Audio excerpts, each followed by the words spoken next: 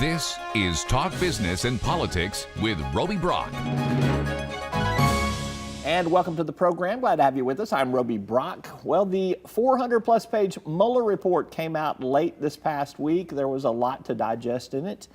We are going to look at how Robert Mueller summarized Russian interference in the 2016 elections and what this may mean going forward in terms of politics. I'm joined by senior editor of the Arkansas Democrat-Gazette and columnist Rex Nelson. Thank you for being here. Thanks, Roby. Good to see you. Always good to be here. Thank you. You have also did a long-time stint as the political editor of the Democrat-Gazette, and you spent some time in Washington, so I think you offer some even additional keen insight as to what's going on here. Let's begin with the first part of this report that deals with the Russian interference. No provable criminal collusion or conspiracy where the president was named here, although there's a lot of activity there.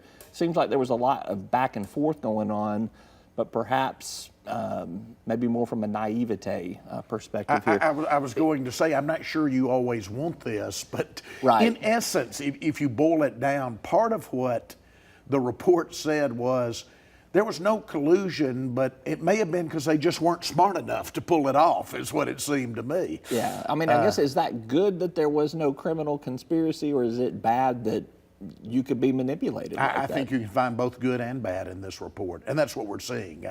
The two sides that are already so divided in this country will become even more divided over this. I think the big question going forward, obviously, is just how much ammunition does it give the House should they try to go with some kind of impeachment hearings between now and the election next year? Yeah, let's hold that thought. I'm going to come to the political calculus that's out there on this. The other kind of big half of the report dealt with obstruction of justice. There are roughly 10 or more instances where you see the president meddling deeply into trying to stop the investigation, alter the course of the investigation, remove people, influence people involved in the investigation. I hearken back to the obstruction of justice charges against President Clinton at the time. Do you see any comparison here? Is one more egregious than the other? Again, it depends on interpretation, and it kind of depends on what side you're at and actually how you want to read the report. I'm tempted to say, and I guess I'll go on and say it, Roby, it depends on what the definition of is harken back to the Clinton administration. But as you're indicating, I mean, there is going to be fodder for both sides. Oh, absolutely. I think definitely. How do you spend... I think definitely we're going to be besieged by congressional hearings between now and the election next year. I don't see an impeachment. I don't see enough here even for what I would consider a serious attempt. But there are going to be a lot of hearings to try to weaken the president further politically between now and the election of 2020. How do the Republicans, though, how do they justify the meddling that was involved in that? I mean, you heard Bill Barr at the press conference before the thing was announced. Well, the president just felt like he was being persecuted, basically, was the gist of it. Well, pretty much every politician feels like they're being persecuted. Yeah, you know, absolutely. When the media asks a tough question. I've worked for several politicians. I know how that is. How do Republicans justify that, I guess, is my question. I think it's hard to justify. I really do. I think there is some real fodder there for further investigations. Again, I go back to the point that I just don't think any of that reaches what we would call an impeachable level. So let's talk about the political points here that you mentioned earlier here. The Democrats have to decide in the House, do we want to pursue impeachment? Do we want to investigate further, or do we let this matter go because the report's here and it's summarized? I don't see that as a viable path for them. No, they're going to So it really kind of comes down to the other two.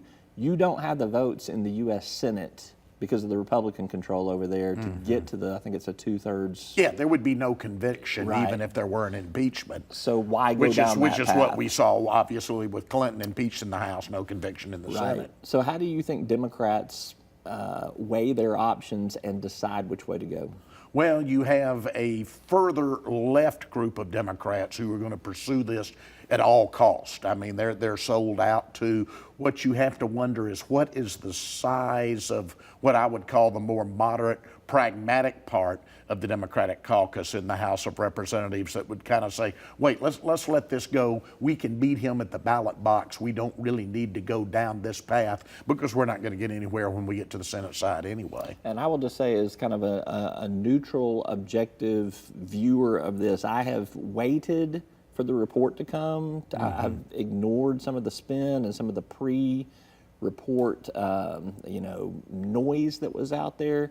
I wanted to read the report and come to my own conclusion on this. And I feel like there is still more to investigate there. I look at it and I'm like, I still have 1,000 questions that I would like to know more answers to. And so I just as a citizen, I kind of hope that there is at least some continued discussion of what the questions that aren't answered are. Well, as I said, and I don't think there'll be impeachment, but there will be a lot of House hearings. You're going to get your wish over the next 18 months or so when it comes to that. All right, quickly before we go, you're always writing and traveling somewhere. Give us a preview of what we can expect. Had a long luncheon with Little Rock's new mayor, Frank Scott. I think he was on day 114. Frank keeps up. He posts out, as you know, this is day 100. Whatever. He has been a perpetual motion machine since coming into office. He has a new police chief now. Now comes the tough part, and that's the budget part. He wants to add 100 police officers over the next 5 years. That's 20 a year for 5 years. To do that with declining revenues in the city of Little Rock, it's simple. There's no other way around it. You're going to have to cut jobs in every other city department. Does the city board go along with that for more police officers?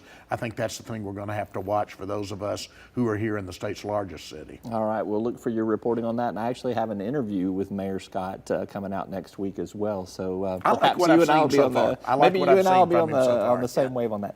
Rex Nelson, always good to have you with us. Thank you so much. Thank you. We're back with more right after this.